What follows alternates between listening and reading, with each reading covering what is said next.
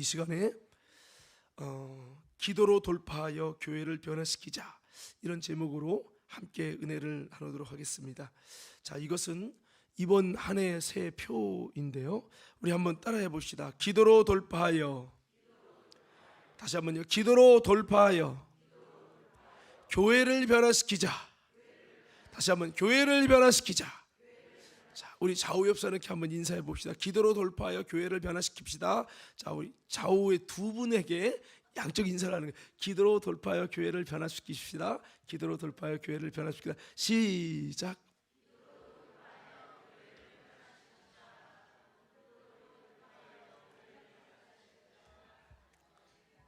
할렐루야. 예, 교회는 크게 세 가지가 있다고 그랬죠. 예, 건물로 있는 이 교회를 의미하고, 또한 예수를 믿는 공동체, 우리 모임들이 여러분 교회입니다. 그리고 주님을 모신 성전인데 심령이 교회라고 했어요. 이 모든 교회, 더 나아가서 가정교회도 있겠고요, 이 모든 교회가 기도로 돌파함으로 하나님이 기뻐하는 뜻대로 아름답게 변화될 수 있기를 간절히 소원합니다. 예수님이 이 땅에 오셨을 때 여러분, 주님이 특별히 마지막에 십자가에 달리시기 전에 주님이 성전의 모습을 봤습니다. 그랬는데 그 성전은 예수님이 원하시는 모습의 성전이 아니었습니다. 여러분 아시다시피 기도하는 성전이 아니라 기도 외에 다른 것에 집중하는 성전이었습니다. 그 성전에서 하나님이 기뻐하는 영적인 그 예배가 화제가 되는 것이 아니라 장사하는 것이 화제가 되고, 이스라엘 절기 때문에 모여서 구경하느냐고 축제처럼 구경꾼들이 너무 많았고, 그 속에서 하나님이 원하시는 성전의 기능보다는 하나님이 기뻐하지 않는 것들이 난무해서 주님은 그 성전을 바라보며 우셨어요. 그것은 성전의 기능의 본질이 상실되니까 내 집은 만민이 기도하는 집이 되리라, 내 집은 만민이 기도하는 집이 되리라. 기도하는 집이 안 되니까 사단이 충만한 강도의 구렬이 됐다는 거예요. 그 성전 본질의 기능이 무너졌더니 하나님은 뜻을 정하십니다. 이 성전이 다 무너지게 될 것이라는, 하나님께서 떠나버린 성전으로, 하나님이 떠났다는 증거로 그 성전이 이방인에 의해서 불타버리고 무너지게 될 수밖에 없게 되는 하나님의 예언이 선포되어지면서 주님은 무너질 성전을 바라보며 이스라엘 백성을 바라보며 막 우셨어요. 암탉이 날개 아래 모음같이 내가 너희를 얼마만큼 모으려고 했느냐, 그러나 너희가 원하지 않았도다. 너희가 원하지 않았도다. 여러분, 지금도 주님이 기도하는 성전을 원하시는 줄로 믿습니다. 근데 너희가 원하지 않았도다. 내가 너를 얼마만큼 기도하는 성전의 본질적 기능을 이루려고 했더냐, 그러나 너희가 원하지 않았도다. 그러면 어떻게 되겠습니까? 하나님이 계셔야 할 성전이 하나님이 떠나버린 성전이 되어서 이방인에게, 원수에게 짓밟히는 성전이 되지 않겠습니까? 사랑하는 성도 여러분, 저는 우리 과림교회가 기도하는 집이 되기를 원합니다. 기도에 집중하는, 본질에 집중하는 성전이 되어져서 하나님의 신이 충만한, 성령이 충만한 교회가 되기를 간절히 소원합니다. 마가다라 빵이 어떤 곳입니까? 기도에 전혀 힘썼어요. 그랬더니요, 그곳에 성령이 임하셨어요. 그리고 그곳이 바로 하나님의 교회가 되어졌어요. 그래서 이 제자들에게 성령이 임함으로 이제 교회가 돼서, 이 교회의 정체성은 기도를 통해 성령이 임함으로 세워진 전이라고 하는 그런 정체성을 가지고 출발하게 되었죠. 그러나 지금 현대의 교회는 어떻습니까? 여러분, 기도에 집중하고 기도 외에 다른 프로그램이 없었습니다. 성찬을 나누고 기도하고 예수님의 가르침을 받아서 기도에 집중하며 성령의 약속을 사모했던 그들, 무엇을 먹을까 마실까 입을까를 위해 기도한 게 아니라 성령 충만을 사모함으로 기도했던 그들 가운데 성령이 임하면서 교회가 구약의 성전의 기능과 또 다른 이 여러분 의미를 나타내는 성전, 주님의 몸인 여러분 이 교회가 탄생이 되었잖아요. 오늘 우리는 이것들을 보면서 다시 한번 여러분 교회의 본질이 기도라는 것을 기억하시고, 오늘 저와 여러분 모두가 기도에 힘쓰는 이번 한 해 되기를 예수님 이름으로 축복합니다. 기도를 통해 성전의 모습이 새롭게 변화된 게 교회잖아요. 우리 한번 따라 해보도록 하겠습니다. 이렇게 한번 따라 해보겠습니다. 기도를 통하여, 다시 한번 기도를 통하여 교회를 변화시키자. 할렐루야. 예. 자, 그렇습니다. 오늘 우리가 나누는 이 본문은 4절에 보니까 율법 안에서 의롭다함을 얻으려 하는 너희는 그리스도에서 끊어지고 은혜에서 떨어진 자로다 그랬어요. 그런 다음에 5절에 보니까 우리가 성령으로 믿음을 따라 의의 소망을 기다리노니 이렇게 말씀했어요. 여기 보면 처음에 보면 율법 안에서 의롭다함을 얻으려 하는 너희는 이렇게 말합니다. 이 갈라디아 교회에는 다른 복음, 다른 영이 들어와서 이 교회 공동체를 굉장히 혼란하게 했습니다. 이 혼란하게 했던 부류가 두 부류인데, 첫째는 여러분 율법주의입니다. 그래서 율법주의는 율법 안에서 의로워지려는 거예요. 그래서 율법을 행하는 할례를 시키고 절기를 지켜서 의로워지려고 하는 거예요. 이런 다른 복음과 다른 영이 들어와서 율법으로 의로워지려는 자들이 있었어요. 이것에 대해서 바울은 강력하게 이 부분을, 복음을 와해하고 복음의 본질을 희석시키고 이를 통해서 그리스도에서 끊어지고 은혜에서 떨어지게 만드는 이 다른 복음에 대해서 강력하게 대적하면서 바울은 이것을 이 교회 가운데서 빨리 제거하고 이것을 끊어버려야 된다. 그래서 신앙의 줄이 율법 안에서 의로워지려는 이 잘못된 길로 가면 나도 모르게 열심히 신앙생활 하는데 예수님과 멀어져요. 그리고 하나님의 은혜가 사라져요. 그리스도의 공급이 사라져요. 교회 다녀도 여러분 기쁨이 사라지고 하나님의 임재도 없어지고 주님의 음성도 없고 주님의 은혜도 없고, 여러분 그렇게 된다는 거죠. 그들이 예수를 안 믿습니까? 예수 믿어요. 예수 믿는데 할례도 받아야 구원받는다는 거죠. 예수 믿고 복음을 영접한 자들입니다. 성령 받은 자들입니다. 그러나 그들의 주장은 성령 받은 것도 좋지만 율법을 지켜야 구원받습니다라고 외친 것입니다. 이것을 성경은 다른 복음이라고 말하고, 오늘 본문의 말씀의 이 부분을 하나님이 원하시는 이 신앙의 올바른 방향이 아니라고 말씀하고 있어요. 오늘 새해를 맞이해서 우리가 정말 중요한 것은, 여러분 열심히 가는 것도 중요하지만 올바른 방향으로, 늦더라도 올바른 방향으로 가는 것이 참 중요한데요. 이번에 다시 한번 새해를 맞이해서 올바른 방향으로 신앙의 방향을 잘 정할 수 있는 저와 여러분 되기를 예수님 이름으로 축원합니다. 자, 5절에 보니까 그래서 우리는 어떤 방향으로 가야 되느냐? 우리가 성령으로 믿음을 따라 의의 소망을 기다리노니, 이걸 바꿔 말하면 성령으로 믿음을 따라, 이것이 방향이에요. 우리가 여러분 성령으로 나아가시길 예수로 축원합니다. 믿음으로 나아가시길 예수로 축원합니다. 원래 본문에 우리가 복음으로 여러분 의의 소망을 기다리노니 이렇게 얘기해야 되는데, 이 복음으로 라고 하는 말이 너무 폭넓기 때문에 복음으로라고 말하지 않고요, 율법의 반대인 복음으로라고 말하지 않아도 다 이해하기 때문에 복음으로 하지 않고, 복음으로 하는 것 중에서 우리가 어떻게 가는 것이 여러분 진정한 하나님의 의가 도달될 수 있는 비밀이냐? 그것은 성령으로 나아가는 것이다. 믿음으로 나아가는 것이다. 이렇게 말씀을 하고 있어요. 자, 그래서 우리가 성령으로 나아갈 때 의의 소망이 기다려진다라고 말씀하고 있습니다. 오늘 이번 한 해 동안 더욱더 성령으로 나아가는, 성령으로 삶을 살아가는 저와 여러분 다 되시기를 예수 이름으로 축원합니다. 자, 오늘 이렇게 말씀 들으면서 이렇게 잘 적으시는 분도 계신데, 오늘 오후에 저거 좀 시상을 하도록 하고요. 하여튼 적으시면서도 귀는 잘 저를 들어주시기 바랍니다. 자, 그래서 본문의 말씀이 이 율법을 의로워지는 자가 얼마나 어리석은 자냐, 이것은 그리스도에서 끊어지고 은혜에서 멀어지는 자가 된다라는 말씀을 하면서 우리 신앙은 올바른 방향으로 나아가야 한다는 것을 바울은 증거하고 있습니다. 우리의 신앙은요, 이 의의 소망을 기다리는 자인데 그 방향이 율법으로 의로워지는 것은 그리스도의 공급이 끊어지고 여러분 하나님의 은혜에서 멀어지는 길이 되기 때문에 이거는 절대 가면 안 돼요.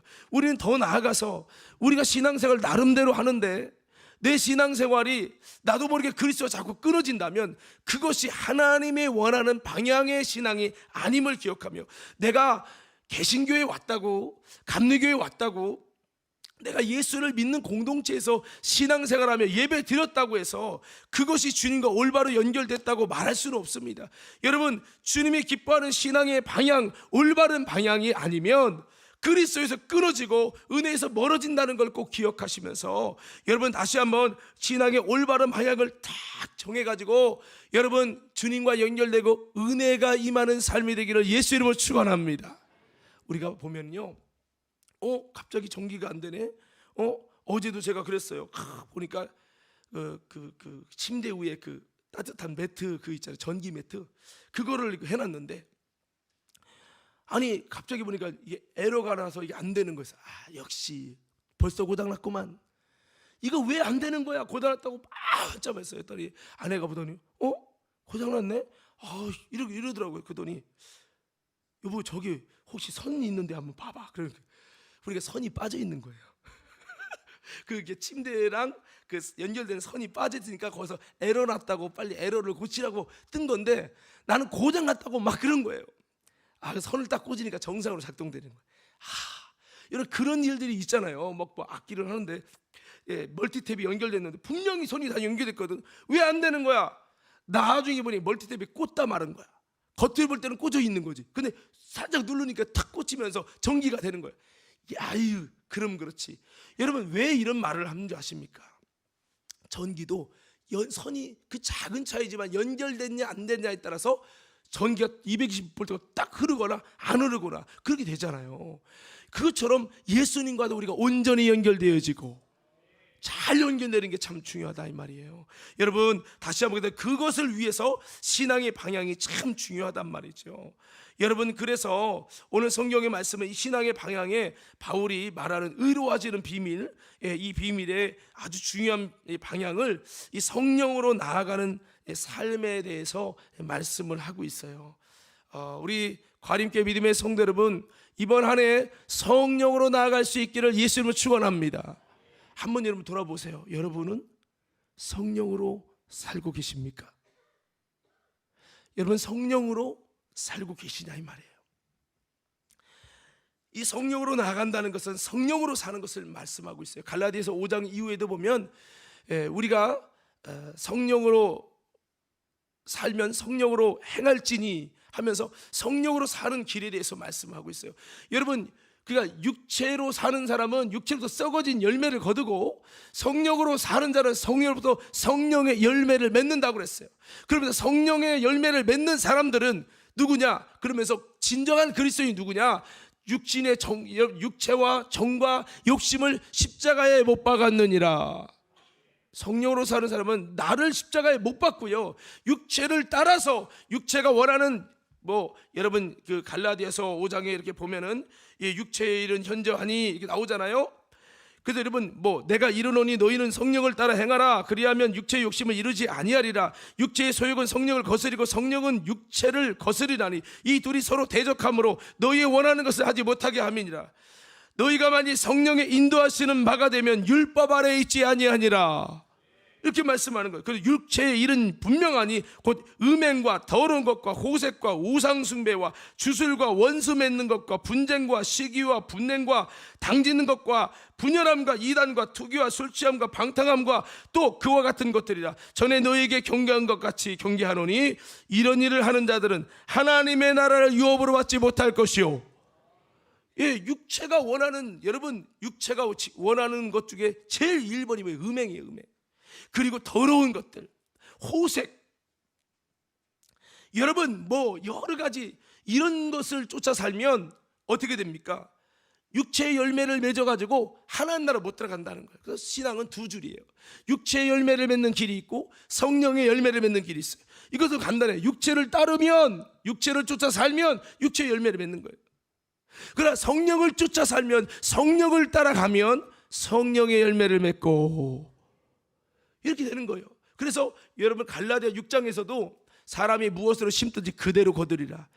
육체를 심는 자는 육체를 위해 심는 자는 육체로부터 썩어질 것을 거두고 성령을 위해 심는 자는 성령으로부터 영생을 거두리라. 여러분은 어느 길로 가고 있냐는 거죠. 다시 한번 성령으로 나아갈 수 있기를 예수님 이름으로 축원합니다. 여러분 지금까지 그런 생각 없이 그냥 신앙생활 했다면 다시 한번 우리 신앙의 방향을, 내비게이션을 잘 찍고 가듯이 방향을 정하시고 성령으로 나아가는 믿음의 삶이 되기를 간절히 축복합니다. 오늘 본문의 말씀에 성령으로 나아가면요 의의 소망을 기다리게 된다라고 말씀하고 있어요. 그래서 이것은 성령으로 나아가면 왜 의의 소망입니까? 성령으로 나아가면요 성령의 이끌림이 일어납니다. 그래서 성령의 이끌림은 내 뜻대로 행하는 것이 아니고 아버지 뜻대로 행하게 되는 일이기 때문에, 더욱더 하나님이 기뻐하시는 뜻대로 행하는 일이기 때문에 그것이 하나님 앞에 의가 되는 거예요. 의가. 할렐루야. 의의 길로 나가게 되는 겁니다. 성령의 이끌림이 신앙생활 속에 굉장히 중요하고 아주 고차원적인 신앙의 삶인데요, 이게 아무에게나 나타나는 게 아니에요. 성령 충만한 삶을 살 때 성령의 이끌림이 나타난다라고 하는 겁니다. 한번 따라합시다. 성령의 이끌림. 다시 한번 크게 합시다. 성령의 이끌림. 제가 목양실에 성령의 이끌림이라고 썼는데요, 이 신앙생활에 참 중요한 게 내가 사는 것이 있고요, 성령님이 내게 오셔서 아버지의 뜻을 가르쳐줘서 나를 이끌어 가시려고 이끄시는 삶이 있어요. 그 하나님의 성령이 오셔서 나를 이끌어 주셔서 그 이끌림을 따라가면 그 삶이 뭐냐? 하나님이 기뻐하는 삶이요, 이 삶은 하나님의 의의 길을 걸어가는 겁니다. 시편 1편에도 보면 악인의 길이 있고 의인의 길이 있어요. 악인의 길은 여호와가 인정하지 않죠. 악인의 길은 망한다는 거예요. 여호와께서 의인의 길은 인정하시나 악인의 길은 망하리로다. 그러니까 여러분 우리가 예배 드리는 것도 중요한데 여기를 떠나는 순간에 죄인의 길에 서고 악인의 꾀를 쫓고 오만한 자리에 앉는 그런 악인의 길을 간다면 의의 역사가 사라지는 거예요. 마귀의 불의의 역사가 임하는 거예요. 죄의 역사, 죄를 짓는 자는 마귀에 속하나니 마귀에 속해갖고 죄의 역사가 임하는 거죠. 그러나 하나님 말씀을 주야로 묵상하고 즐거워하고 그 말씀을 가슴에 깊이 새겨서 말씀이 중심이 되어 하나님의 뜻을 쫓아 살아가는 삶은 시냇가에 심은 나무처럼 시절을 쫓아 과실 맺고 잎사귀에 마르지 아니한 같으니 그 행사가 다 형통하리로다. 바꿔 말합니다. 이것이 의의 삶이요, 그렇게 말씀을 하고 있어요. 그래서 우리가 여러분 말씀을 쫓아 살아가는 것이 의의 삶이기도 하지만 무엇보다도 성령님은 우리의 깊은 것을 통달하시잖아요. 성령님이 우리 삶 속에 딱 이끌어 주시고 성령의 이끌림이 일어나면 그것은 더욱더 내가 알지 못하는, 마치 사울이, 신약의 사울이 자기는 하나님의 뜻이고 하나님의 의라고 생각했지만 그것이 무엇입니까? 예수 믿는 자를 죽이는 것이었죠. 예수가 무슨 부활해, 예수는 거짓이야, 예수는 신이 아니고 인간이야 하면서 예수를 여러분 비난하면서 예수 믿는 자를 잡아 죽이고 스데반도 돌로 쳐 죽이고 본인이 볼 때 의였어요. 그런데 그가 여러분 예수님께서 빛으로 음성으로 다가오셔서 여러분 주님의 음성을 듣고 나서 그가 여러분 그것이 불이었다는 걸 알게 되죠. 그러고 나서 그가 눈이 멀었다가 여러분 성령을 받고 눈이 떠지는데요, 여러분 이렇게 본인이 의라고 생각했던 것들을 내가는 볼 때는 의인데 하나님 볼 때 의가 아닐 수 있잖아요. 이런 것들을 누가 깊이 알게 하시냐면 성령님은 우리의 깊은 것을 통달하시고, 그리고 성령님은 요한복음 16장에도 죄에 대하여, 내가 알지 못하는 죄에 대해 책망하고, 내가 볼 때 의인데 하나님 볼 때 의가 아닌 것들, 교만의 의, 자만의 의, 그런 의들을, 내 속에 불의한 잘못된 의를 책망하는, 의에 대해 책망하시고, 그리고 악한 영이 들어와서 나를 속이고 있는 사기치는 이 세상 임금을 책망해서 우리가 올바른 길로 가도록 알려주시는 것이 바로 성령님의 인도라고 말씀하고 있어요. 그래서 우리가 철저히 성령의 이끌림 받는 것은 너무나 중요한데, 이 성령의 이끌림은요, 어떤 사람에게 일어나느냐? 성령 충만할 때 성령의 이끌림이 일어난다는 거예요.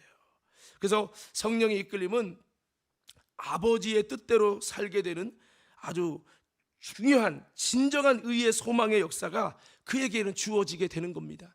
성령의 이끌림을 받는 만큼 하나님의 뜻대로 사는 그런 아름다운 역사가 일어나요. 그래서 내가 성령의 뜻에 순종하고 성령의 이끌림 받으면요, 성령님이 기뻐하셔서 내 안에 기쁨도 주시고 평강도 주시고 하나님이 함께 하시는 그 주님의 의를 이루는 소망의 역사가 우리 심령 속에서 막 일어납니다.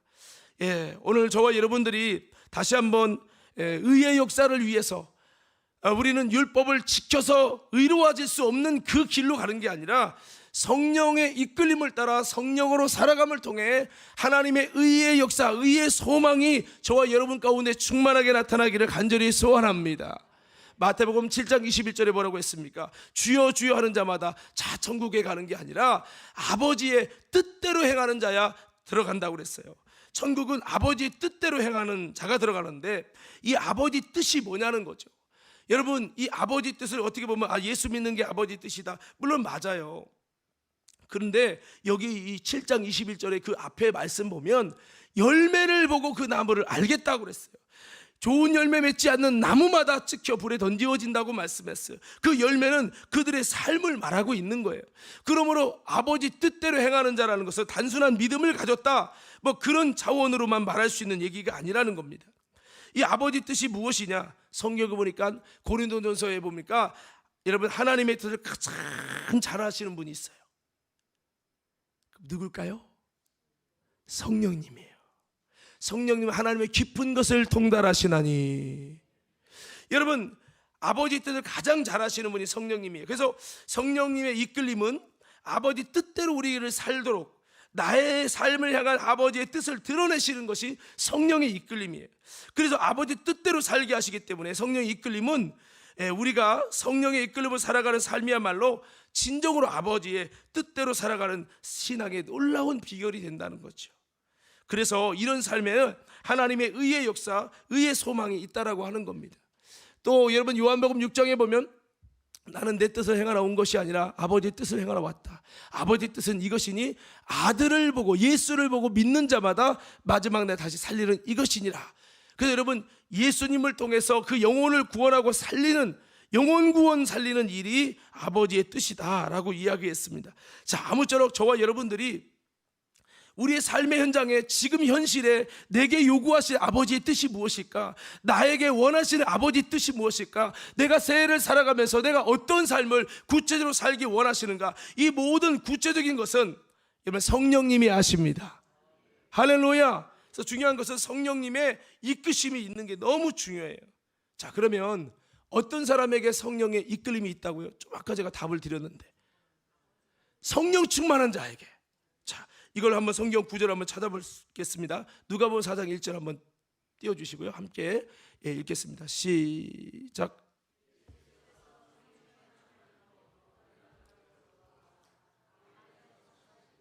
성령에게 이끌리시며.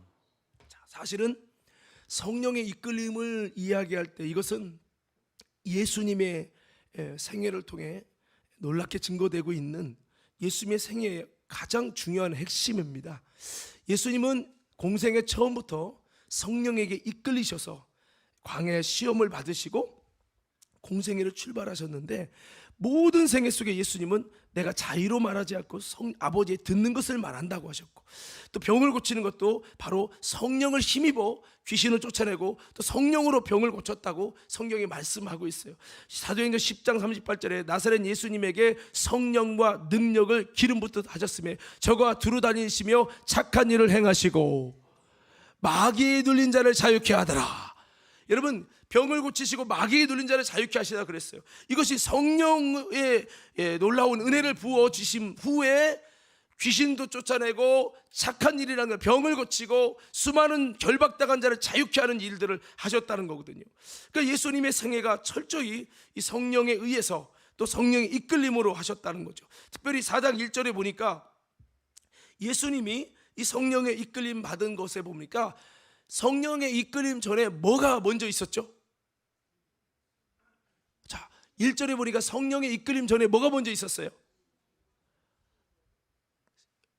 성령의 충만함을 입어. 이게 먼저 나옵니다. 그러니까 성령의 여러분 이끌림이 있는 신앙생활이 되기 원하시면 그게 하면 합시다. 내 인생에도 하나님께서 마치 동방박사들을 별로 인도하신 것처럼 내 인생을, 내 모든 사정을 알고 내 삶을 알고 내 미래를 아시는 주님이 나를 구체적으로 이끌어 주시기 원하시는 그런, 여러분 하나님이 이끌어 주시기 원한다면 믿음으로 아멘 합시다. 이게 바로 성령의 이끌림이에요. 성령의 이끄심인데 이 성령의 이끄심이 어떤 자에게 나타난다고요? 성령의 충만함을 입어. 예수님이 성령의 충만함을 입었더니 성령의 이끌림이 일어났어요. 잘 보세요.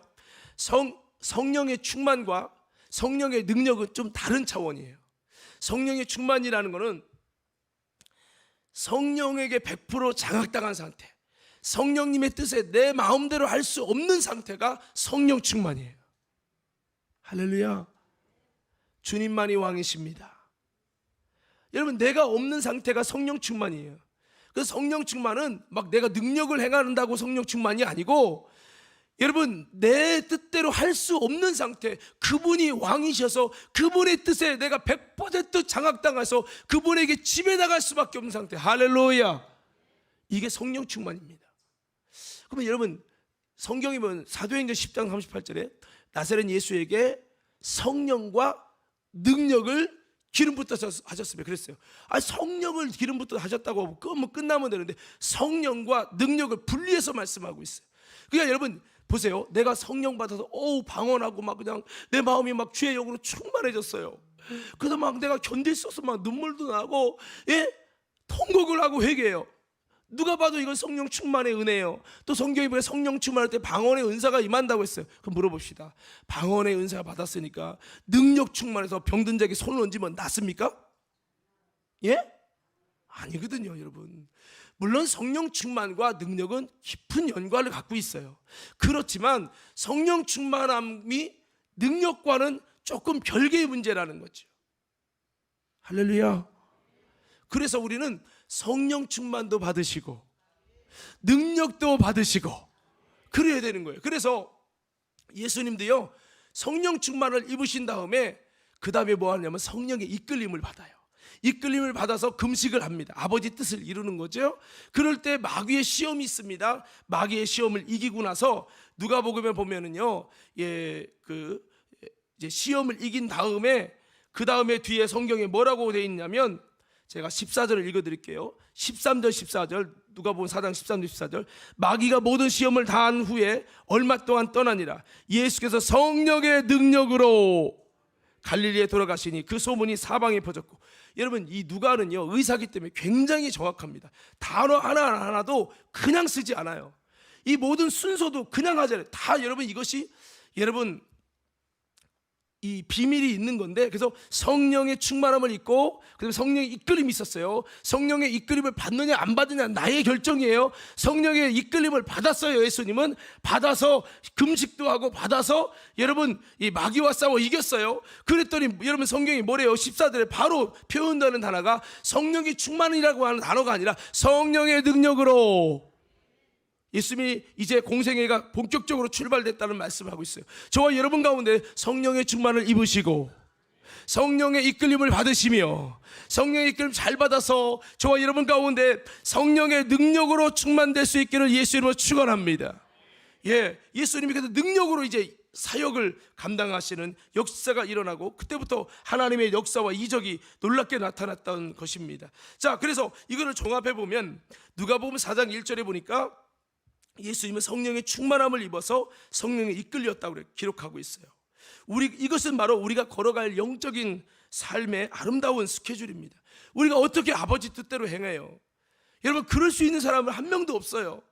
그런데 우리가 하는 게 아니라 사람으로서는 할 수 없나니 그러나 하나님으로서는 할 수 있나니. 근데 구원은 내가 하는 게 아니에요. 하나님으로서 할 수 있다 했잖아요. 그 하나님이 누구야? 성령 하나님. 그래서 성령님이 우리 삶을 이끌어 주신다는 거죠. 그래서 성령님이 이끌어 주시는 삶을 살게 되면 여러분, 그것은 아버지의 뜻을 이루는 삶이 될 수밖에 없어요. 그래서 우리 삶은 성령의 이끌림 받을 거냐, 정욕의 이끌림 받을 거냐, 성령의 이끌림 받을 거냐, 돈의 이끌림 받고 세상의 이끌림 받을 거냐, 성령의 이끌림 받을 거냐, 육체의 이끌림 받을 거냐, 이것에 따라 우리 삶의 열매도, 여러분 삶의 미래도 완전히 달라진다는 거죠. 우리 과림교회 모든 성도들이 여러분 부족하지만 성령의 이끌림을 사모하는 믿음의 성도들 되기를 예수 이름으로 축원합니다. 자, 우리 한번 외쳐보겠습니다. 여기 모니터 좀 주세요. 제가 목이 좀 모니터 조금만 이쪽 바로 옆에 모니터를 좀 주세요. 자, 우리 한번 따라 해보겠습니다. 주여, 한번 크게 좀 해봐요. 주여, 내게도 성령의 이끌림을, 다시 성령의 이끌림을 주시옵소서. 내가 왜 이렇게 소리 지르나 했더니 여기 소리가 아직 안 나왔었어요. 자, 그래서 여러분, 성령의 이끌림이 중요한데, 성령의 이끌림은 누가복음 4장 1절에 보니까 성령의 충만함을 입을 때부터 성령님의 음성이 들리고 성령님의 이끌림이 있는 거예요. 사도 바울의 생애를 보면 성령께서 자꾸 그들 삶 속에 이끌어 주셨어요. 베드로도 그렇고요. 그래서 하나님이 환상으로 알려주시거나 꿈을 통해 계시하거나 성령의 이끌림을 따라갈 때 하나님의 위대한 뜻을 이루는 역사를 행하는 거예요. 그러니까 내가 원하는 삶을 사는 게 아니라 아버지의 뜻을 이루는 삶으로 성령님이 그 이끄심을 통해 계속해서 아시아로 가고 싶어서 아시아에서 선교하려고 하는데 성령님은 마게도냐로 가라는 거예요. 마게도냐 갔다가 이 빌립보 교회가 탄생되잖아요. 물론 성령의 이끄심이 감옥에 갔다가 여러분 매를 맞고 그 속에서 간수가 변화되고 간수를 통해서 루디아와 간수를 통해 여러분 빌립보 교회가 탄생되지요. 여러분, 이렇게 하나님은 우리 삶에 향한 미래를 이렇게 하나님이 정하신 스케줄이 있어요. 그런데 내가 육의 이끌림 받으면 하나님의 스케줄이 아니라 방황의 삶을, 탕자의 삶을, 내가 스스로 사는 삶을 사는 거예요. 그러나 성령의 이끌림을 받으면 하나님의 이끌림을 통해 아버지의 뜻을 이루는 삶이 되어지게 된다는 거죠. 그래서 우리는 이끌림이 중요한데, 이 성령의 이끌림은 성령의 충만함을 입어야 한다는 겁니다. 성령의 충만함을 입는 비결이 무엇일까? 여러분, 이 누가복음 4장 1절의 말씀 이전에 보면 예수님이 어떻게 해서 성령 충만을 입었는지 성경에 기록이 되어 있어요. 우리가 볼 때 성령 충만을 어떻게 입지? 예수님은 하나님의 아들이니까 그냥 태어날 때부터 성령으로 태어나셨으니까 그냥 충만하셨겠지. 아닙니다. 예수님의 공생애에 뭔가의 사건이 있은 이후로 예수님에게 성령의 충만함을 입게 되었다고 성경이 기록하고 있어요.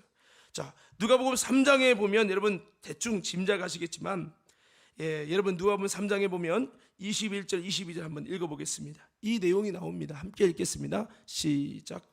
백성이 다 세례를 받을새 예수도 세례를 받으시고 기도하실 때에 하늘이 열리며 성령이 비둘기 같은 형체로 그의 위에 강림하시더니 하늘로부터 소리가 나기를 너는 내 사랑하는 아들이라 내가 너를 기뻐하노라 하시니라. 아멘. 여기 보면 예수님이 무엇을 하시고 성령이 그에게 임하셨죠? 세례. 한번 따라합시다. 세례를 받으면, 크게 합시다. 세례를 제대로 받으면 성령의 충만함을 입습니다. 여러분, 성령 충만의 비밀은 사실은 세례예요. 목사님 지난번에 우리 세례 받았는데 저 성령 못 받았는데, 그럴 수 있죠. 이 물의 세례잖아요. 여러분, 이 세례는 영적인 세례를 말하는 건데, 이 세례를 받으시고 주님이 또 뭘 하셨냐면 기도를 하셨다고 그렇게 기록이 되어 있어요. 이 세례가 뭡니까? 물에 잠기는 거예요. 그래서 이 물에 잠기는 것은 내가 죽고 예수로 사는 것을 의미합니다. 이 물은 사망을 의미합니다. 내가 이 물에 잠긴다는, 내가 사망에 잠깁니다, 죽어집니다 라는 의미이고, 동시에 이 물은 구약에 보면 예수님은 물과 피로 임하신 자니 증거하는 이는 성령이시라고 그랬어요. 이 셋이 합하여 하나라고 했어요. 이 물은 시편 1편에도 목마른 자라 물로 나오라, 이 물은 생명의 근원 되신 예수를 말합니다. 그 물로 손을 씻고 했던 모든 규례가 예수 그리스도로 씻으라는 얘기였거든요. 이 구약의 물은 예수를 의미하고, 또 여러분, 그래서 이렇게 물에 잠긴다는 것은 예수에게 잠긴다는 걸 말해요. 그래서 세례는 예수에게 잠기는 것이고, 바꿔 말하면 또 내가 죽는 거예요. 내 옛자아가 죽게 되는 것이 바로 세례입니다. 세상적인 내가 죽게 되는 거예요.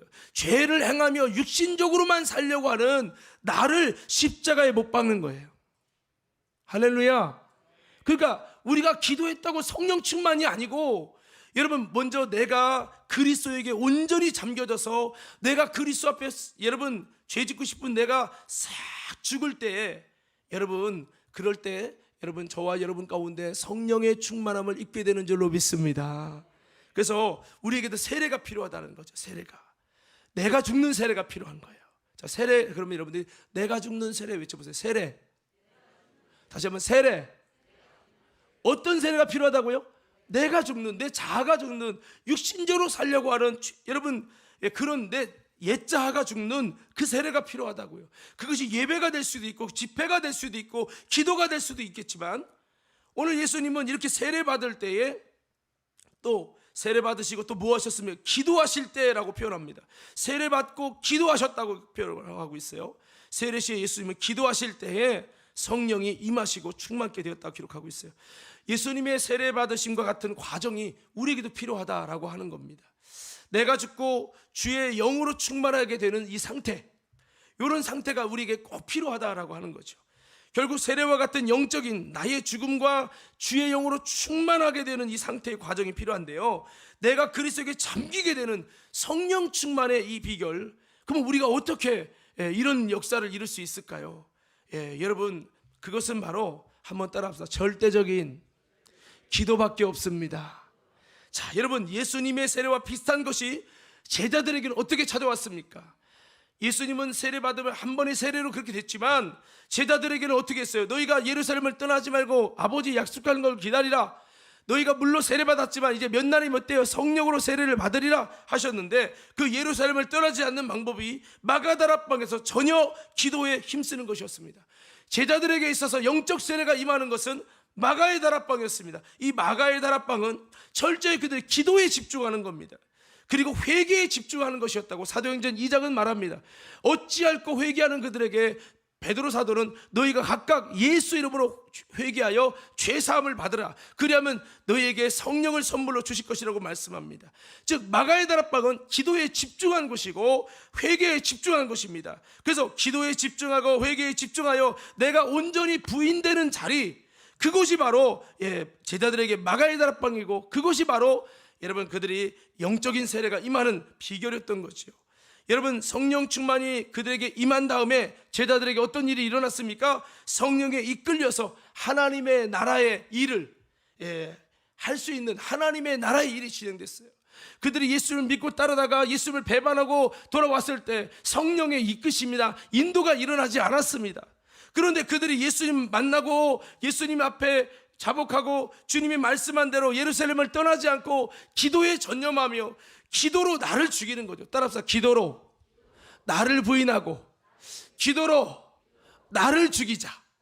철저히 나라는 육체, 내 마음대로 살고 싶은 내가 왕이 되어 있는 나를, 기도하는 것은 나를 죽이는 거예요. 이렇게 철저히 기도하다가 나를 죽이는 일에 실패한 자들은 380명은 나갔고, 마지막 끝까지 나를 기도로 죽이는 일을 열심히 열흘 동안 했던 이 제자들에게는 성령의 충만함이 임하게 됐고, 성령의 충만이 일어나서 그들의 방언을 하게 되고, 그런 역사가 일어나면서 성령 충만함 통해서 성령의 이끌림이 일어납니다. 그들이 기도하고 있는데, 아유 저들 술 먹었네, 대낮부터 술 먹고 저거 뭔 짓 하는 거야, 욕을 하니까 베드로가, 여러분 그 마음속에 성령의 이끌림이 일어난다. 너가 잠잠하지 말고 저들에게 그것이 아니라고, 예수가 주신 성령이라고, 마지막 때 요엘서에 기록한 말씀이 내게 이루어진 것이라 네가 말해라. 성령의 막 감동의 이끌심이 여러분 있었어요. 그래서 잠잠하려고 하다가 베드로가 담대히 일어나서 죽으면 죽으리다 하고, 그 유대인들에게 담대하게 너희들이 십자가에 매달아 죽인 예수를 하나님이 그리스도가 되게 했다고 증거할 때에, 여러분 3,000명이 회개하고 돌아오는 강력한 하나님의 역사가, 하나님의 나라의 역사가 일어나게 된 줄로 믿습니다. 그렇습니다.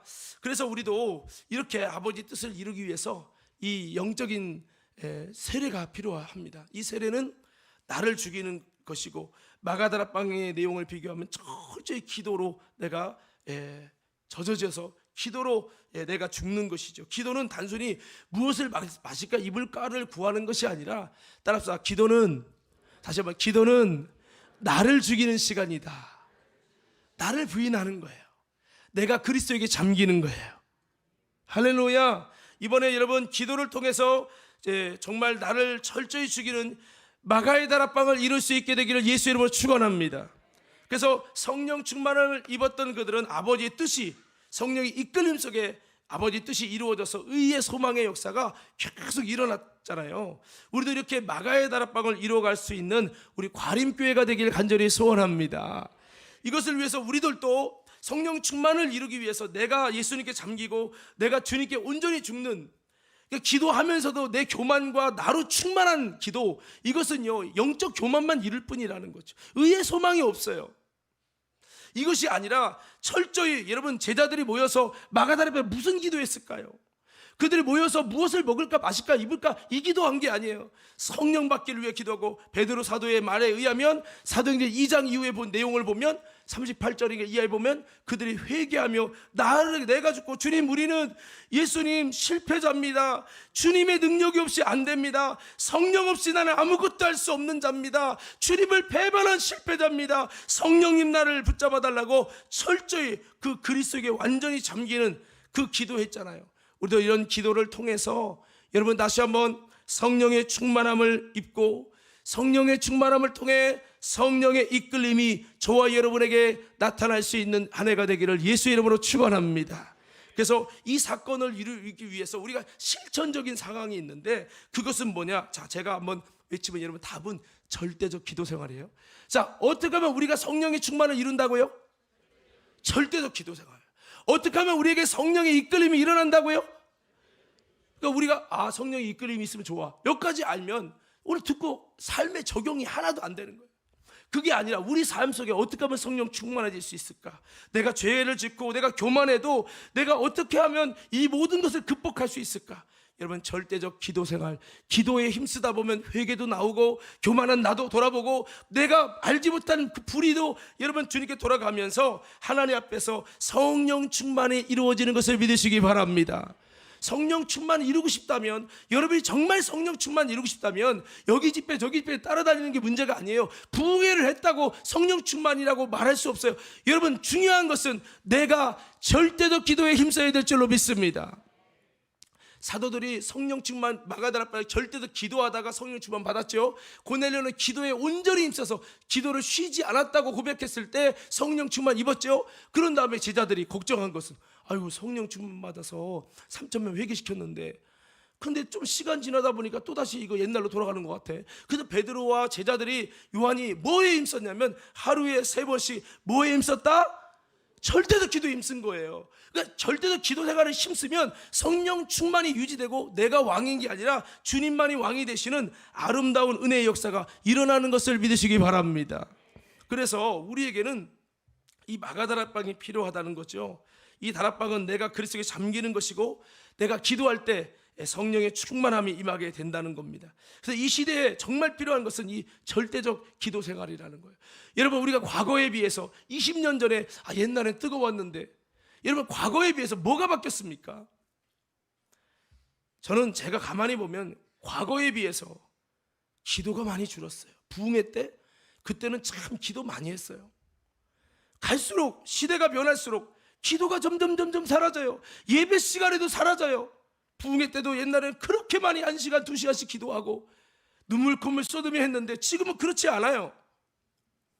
여러분 다시 한번 우리가 본질로 돌아갈 수 있기를 예수님 이름으로 축원합니다. 이를 통해서 우리가 죽고요 성령 충만이 임하게 될 거예요. 내가 기도하는 만큼, 육신은 야 기도 그만해, 이도 너 할 만큼 했어, 육신은 그러겠죠. 저도 기도하다 보면 1시간 동안은 막 잡념도 들고 별 생각도 다 들고 그래요.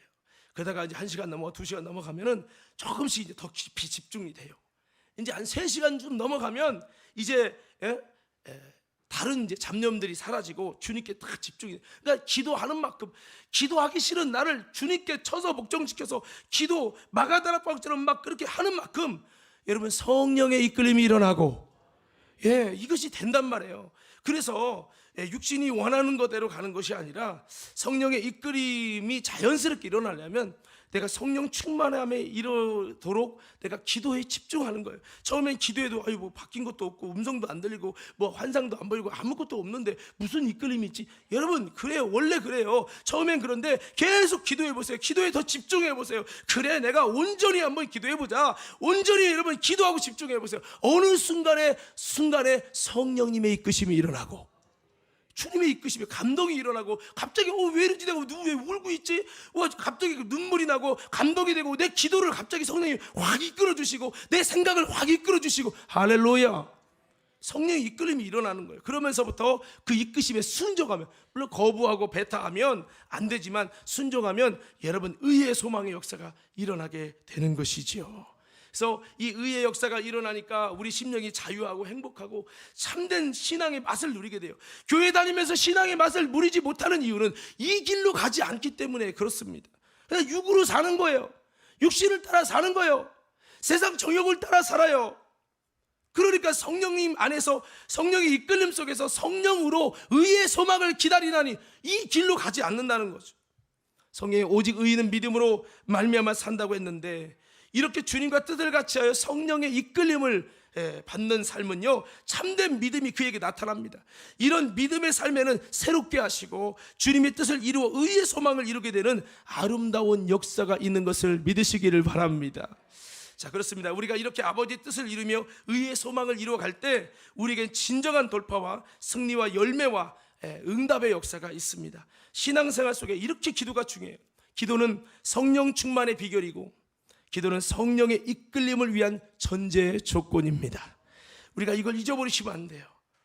한번 따라해 볼까요? 기도는 성령 충만의 비결이고 성령의 이끌림을 위한 전제 조건이다. 여러분, 성령의 이끌림 받는 한 해 되기 원하시면 아멘. 기도하셔야 돼요. 기도. 그냥 여기 예배 시간에 와서 기도했어요. 이런 기도 말고 여러분이 스스로 하나님을 찾고 기도하셔야 돼요. 그래서 예수님도 오직 기도에 힘쓰셨고 수많은 하나님의 사람들은 다 여러분 기도의 사람이었어요. 예, 그렇습니다. 예수님이 왜 내 집은 만민이 기도하는 집이 되리라. 왜? 기도할 때 성령 충만을 힘이 있고 성령 충만을 입을 때 성령의 이끌림이 있고 성령의 이끌림을 따라갈 때 아버지의 뜻을 이루므로 의의 소망이 이루어지고 의의 소망이 이루어질 때 그들에게 돌파와 응답과 기적과 하나님의 역사가 은혜가 주어진다는 거죠. 할렐루야. 그래서 우리는 이렇게 기도에 힘써야 되겠습니다. 기도에 힘쓰지 않으면 강도에 구려야 돼요. 마귀만 역사하는 거예요. 자꾸 내 마음속에 마귀가 속삭이고 귀신이 역사한다는 거죠. 예수님은 마지막 때 승리하는 신앙이 되기 위해서 깨어 기도하라고 말씀을 했어요. 깨어 기도하는 것이 모든 것을 피하고 인자 앞에 서는 것이라고 말씀했어요. 이렇게 기도는 너무나도 중요해요. 여러분, 기도를 통해 모든 어려움과 아픔도 돌파하며 승리하는 한 해가 되기를 예수 이름으로 축원합니다. 예수님이 말세에 믿는 자를 보겠느냐 말씀하셨는데 그 믿는 자, 말세에 믿는 자가 누굽니까? 교리적인 믿음입니까? 여러분, 아닙니다. 지식적인 믿음이 아니라 항상 기도하고 낭망치 않는 이 믿음에 대해서 불의한 재판장에게 간구하는 그 과부의 비유를 통해 말씀했어요. 과부가 또 찾아가서 결국 한 것처럼 너희가 밤낮 기도하고 부르짖어 기도하고 택하신 자의 기도, 이 세 가지를 이룰 때 하나님이 속히 응답한다 하시면서 그러나 인자가 올 때에 마지막 때에 이렇게 기도하는 믿는 자를 보겠느냐 그러셨어요. 우리 관음교회 성도 여러분, 주님 다시 오실 때 주님이 찾는 믿음이 뭐예요? 바로 기도가 낙심되는 것이 아니고 기도가 약해지는 것이 아니고 기도가 중단되는 것이 아니라 깨어서 끝까지 기도하며 믿음으로 기도하는 자, 그런 자를 주님이 찾으신다는 걸 기억하고 여러분 기도의 사람 되어지시고 기도로 집중하는 믿음의 심령들 다 되시기를 예수 이름으로 축원합니다. 할렐루야. 자, 제가 한두 가지 간증 이야기하고 말씀 마치겠습니다. 이거는 이제 제가 들은 얘기예요. 제가 지난번에 어디 모임 갔다가 들은 얘기인데 홍우파 목사님, 내가 정확하게 들은 거라 완벽하게 수치는 맞지 않을 수 있어요. 홍우파 목사님이 나오셔서 뭔가 이렇게 이야기를 하는데 지금 은퇴하셨는데 부평감리교회 거기가 이제 한 3,000평인가 뭐 지금 본당도 뭐 3,000석인가 뭐 그렇게 줬대요. 그런데 그 목사님이 그러는 거예요. 성전 건축하고 그 해의 빚을 다 갚았다고. 그 내가 깜짝 놀랐어요. 아니 우리는 빚이 지금 여전히 많은데 아니 그 해의 빚을 다 갚았다고 얘기를 하는 거예요. 그러면서 하나님이 그 은혜를 주셔서 그런 경우가 별로 없는데 자기에게 그런 은혜를 주셨다고. 근데 주님이 너한테 왜 그런 은혜를 주시는 줄 아니? 라고 물어보더라요. 그래서 저는 몰라요 했더니 너에게 할 일이 있다, 조건이다, 너가 이것을 지킬 때 내가 이렇게 하겠다, 이렇게 얘기를 하시더래요. 그래서 그게 뭐냐고 물어봤더니 너는 이곳을 기도하는 교회로 만들라. 이거 아멘 크게 하셔야 되는데 다시 여러분, 제가 이렇게 오늘 설교의 제목이 원래는 예수님의 비전이었어요. 그래서 제가 여러분 그분이 이제 얘기하는 게 예수님이 그에게 찾아오셔서 말씀한 게 조건이 있다는 거예요. 내가 성전 건축하는 해에 빚을 그게 몇백억짜리인데 다 갚아준다는 거예요. 그들이 조건이 있다는 거예요. 뭐냐면 너는 이곳을 기도하는 교회로 세워라. 무슨 교회요? 기도하는 교회로. 그래가지고 그 목사님이 기도하는 교회를 막 세워서 여러분 새벽에 1,000명이 기도하는 교회로 세워 나갔다고 합니다. 그러면서 진짜로 한 해 여러분 그 성전 건축하는 그 해에 빚을 다 갚았대요. 그런데 기도하는 교회를 세워서 기도를 위한 모든 초점이 기도인 거야. 그렇게 하는데 전 세계 3,000명의 외국인이 와가지고 거기 와서 기도에 대한 세미나를 듣는 거죠. 그러면서 은혜를 받는데 그 외국인 중에 한 분이 환상이 보이는데 눈 떠도 예수님 보이고 눈 감아도 예수님 보이더래요. 너무나도 신기한 역사가 일어나서 예수님이 막 보이는 거예요. 그 집회 가운데 그 교회에서 기도 세미나를 하는 그 후에 그분이 원래는 한 200명 정도 목회를 하고 있는 목사님이셨는데 그 목회가 한 3,000명인가 몇천 명으로 부흥이 되고 그 교회를 통해서 기도하는 500개의 교회가 생겨나고 그 한 교회를 통해서 그 예수님을 봤다고 하는 한 교회를 통해서 500개의 교회가 생겨나고 그 500개의 교회가 기도하는 교회로 세워지고 폭발적인 부흥이 일어났다는 거예요. 그러니까 그러면서 그 간증을 하는 거예요. 은퇴하신 목사님이 들으면서 와, 하나님이 어디에 비전을 두고 있는가?